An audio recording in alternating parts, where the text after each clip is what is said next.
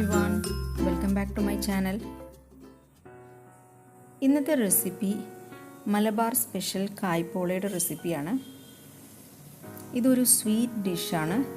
മുട്ടയും പഴവും ഉപയോഗിച്ചിട്ട് ചെയ്യുന്ന വളരെ സിമ്പിളായിട്ടുള്ള ഒരു ഐറ്റമാണ്. നമ്മുടെ മലബാർ ഏരിയയിലൊക്കെ വളരെ കോമൺ ആയിട്ടുള്ള പോപ്പുലർ ആയിട്ടുള്ള ഒരു ഐറ്റമാണിത്. വീട്ടിലെ ഗസ്റ്റൊക്കെ വരുന്ന സമയത്ത് മുട്ടയും പഴവും ഇരിപ്പുണ്ടെങ്കിൽ നമുക്ക് പെട്ടെന്ന് തന്നെ തയ്യാറാക്കിയെടുക്കാൻ പറ്റുന്ന ഒരു വിഭവമാണ് കായ്പോള.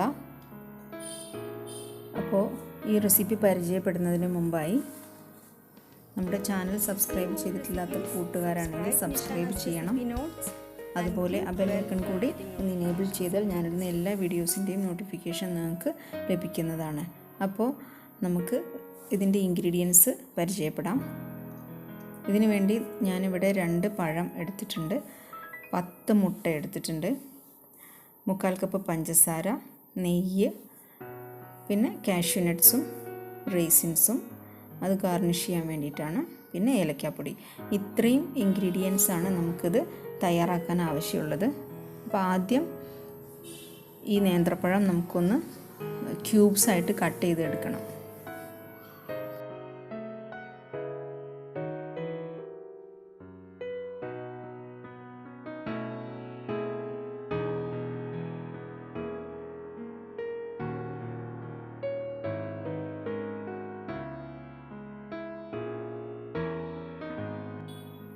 അപ്പോൾ നമ്മുടെ പഴം നന്നായി എല്ലാം തന്നെ ക്യൂബായിട്ട് കട്ട് ചെയ്തെടുത്തിട്ടുണ്ട് ഇവിടെ. അപ്പോൾ ഫസ്റ്റ് സ്റ്റെപ്പ് കഴിഞ്ഞു. ഇനി ഞാനിവിടെ ഒരു നോൺ സ്റ്റിക്ക് പാന് സ്റ്റൗവിൽ വെച്ചിട്ടുണ്ട്. അതിലേക്ക് 2 ടേബിൾ സ്പൂൺ നെയ്യ് ചേർത്ത് കൊടുത്തു. ഈ നെയ്യൊന്ന് മെൽട്ടായി വരുമ്പോൾ നമുക്ക് കാഷ്യൂ നട്ട്സ് ഇട്ട് കൊടുക്കാം. കാഷ്യൂ നട്ട്സ് ഒരു ലൈറ്റ് ബ്രൗൺ കളറായി വരുന്ന സമയത്ത് തന്നെ നമുക്ക് റേസിൻസ് ആഡ് ചെയ്ത് കൊടുക്കണം.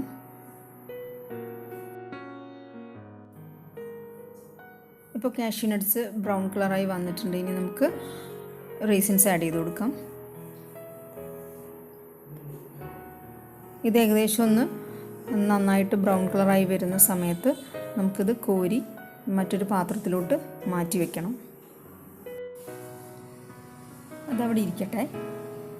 ഇനി ഈ സെയിം പാനിലോട്ട് തന്നെ നമുക്ക് നമ്മൾ ക്യൂബ്സായിട്ട് കട്ട് ചെയ്ത് വെച്ചിരിക്കുന്ന നേന്ത്രപ്പഴം ചേർത്ത് കൊടുക്കാം. ഇത് ഒരു മീഡിയം ഫ്ലെയിമിലിട്ടിട്ട് അതിൻ്റെ ആ ഒരു കളറ് ലൈറ്റായിട്ടൊന്ന് ചേഞ്ച് ചെയ്ത് വരുന്നത് വരെ ഒന്ന് വഴറ്റിയെടുത്താൽ മതി.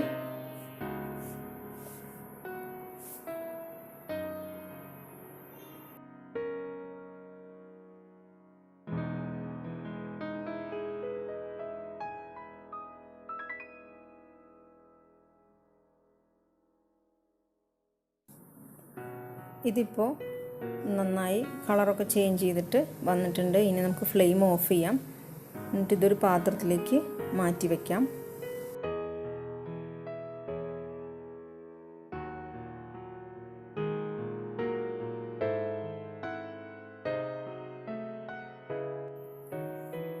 ഇനി നെക്സ്റ്റ് സ്റ്റെപ്പ് നമുക്കിതിന് വേണ്ട ബാറ്റർ തയ്യാറാക്കണം. അതിനായി ഞാനിവിടെ ഈ മുട്ട എല്ലാം ഒരു ബൗളിലോട്ട് പൊട്ടിച്ചിട്ട് ഒഴിക്കുകയാണ്. ഞാനിവിടെ 10 മുട്ട എടുത്തിട്ടുണ്ട്. എനിക്ക് കുറച്ച് കൂടുതൽ ക്വാണ്ടിറ്റി വേണമെന്നുള്ളത് കൊണ്ടാണ് ഞാൻ 10 മുട്ട വെച്ചിട്ട് ചെയ്യുന്നത്. ഇനിയിപ്പോൾ 5 മുട്ടയാണെങ്കിലും കുഴപ്പമൊന്നുമില്ല.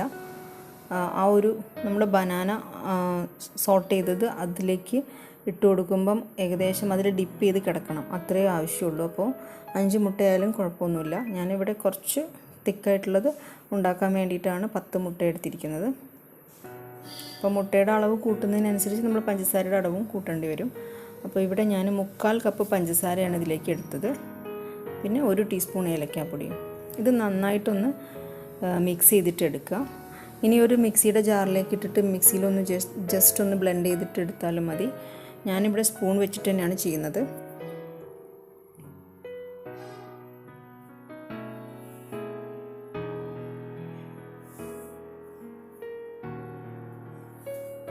ഇതിലെ പഞ്ചസാരയൊക്കെ നന്നായിട്ടൊന്ന് മെൽറ്റ് ആവുന്നവരെ നന്നായിട്ട് ഇത് മിക്സ് ചെയ്ത് കമ്പൈൻ ചെയ്യുക.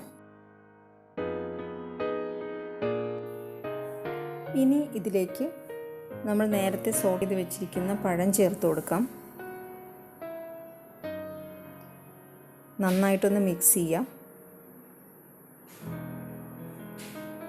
അപ്പോൾ കായ്പോള തയ്യാറാക്കാൻ വേണ്ടിയിട്ടുള്ള ബാറ്റർ ഇവിടെ റെഡി ആയിട്ടുണ്ട്. ഇനി നമ്മൾ നേരത്തെ പഴം സോട്ട് ചെയ്യാനെടുത്ത അതേ പാനിലേക്ക് തന്നെ ഒരു ടേബിൾ സ്പൂൺ കൂടി നെയ്യ് ചേർത്ത് കൊടുക്കാം. നെയ്യൊന്ന് മെൽറ്റായി വരുമ്പോൾ ഈ ബാറ്റർ നമുക്കതിലേക്ക് ഒഴിച്ചു കൊടുക്കാം.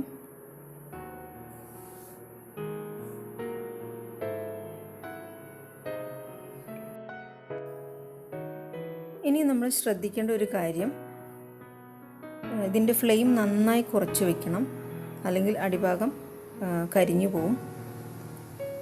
ഈ ബേണിംഗ് പ്രിവെൻറ്റ് ചെയ്യാൻ വേണ്ടിയിട്ട് നമുക്ക് വേണമെങ്കിൽ ആദ്യം ഒരു ചെറിയൊരു തട്ടോ അല്ലെങ്കിൽ പ്ലേറ്റോ അങ്ങനെ എന്തെങ്കിലും വെച്ചിട്ട് അതിൻ്റെ മുകളിൽ ഈ പാന് വെക്കാം. അപ്പോൾ അല്ലെങ്കിൽ നന്നായിട്ട് ഫ്ലെയിം കുറച്ച് വെക്കണം. ഇനി നമുക്കിതൊന്ന് കവർ ചെയ്തിട്ട് ഒരു 6 to 7 മിനിറ്റ്സ് കുക്ക് ചെയ്യാം. അപ്പോൾ അതിൻ്റെ അടിഭാഗമൊക്കെ ഒന്ന് സെറ്റായിട്ട് വരും. ഇപ്പോഴും മുകൾ ഭാഗം സെറ്റാവാനുണ്ട്. അപ്പോൾ ആ ഒരു മുകൾ ഭാഗം സെറ്റാവുന്നതിൻ്റെ മുമ്പ് തന്നെ നമുക്ക് ഗാർണിഷിങ് ചെയ്യാം. എങ്കിലേ ഈ കാഷ്യൂ നട്ട്സും റേസിൻസൊക്കെ അതിൽ ഡിപ്പ് ചെയ്ത് കിടക്കുള്ളൂ.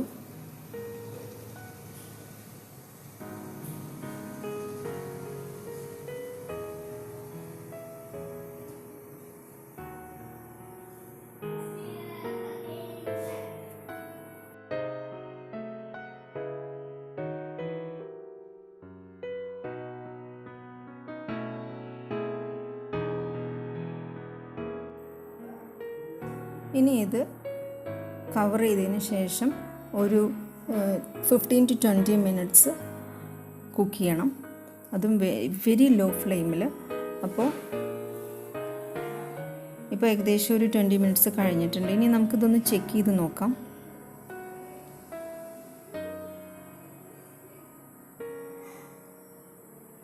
ഇപ്പോൾ ഓൾമോസ്റ്റ് എല്ലാ സൈഡും ഒരുപോലെ വെന്ത് വന്നിട്ടുണ്ടെന്ന് തോന്നുന്നു. എന്തായാലും നമുക്കൊന്ന് ചെക്ക് ചെയ്യാം. ഇപ്പോൾ ഇതിൻ്റെ എല്ലാ സൈഡും നടുഭാഗമൊക്കെ വെന്ത് വന്നിട്ടുണ്ട്. ഇനി നമുക്ക് ഫ്ലെയിം ഓഫ് ചെയ്ത് കൊടുക്കാം. ഇനി ഇതൊന്ന് തണുത്തതിന് ശേഷം വേണം നമുക്ക് ഒരു പ്ലേറ്റിലോട്ട് അത് ഫ്ലിപ്പ് ചെയ്ത് കൊടുക്കാൻ. ഇപ്പോൾ ആൾമോസ്റ്റ് ഇതിൻ്റെ ചൂട് കുറഞ്ഞിട്ടുണ്ട്. അപ്പോൾ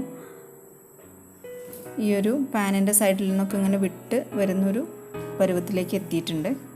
ഇനി നമുക്ക് ഒരു പ്ലേറ്റിലേക്ക് ഇത് ഫ്ലിപ്പ് ചെയ്ത് കൊടുക്കാം.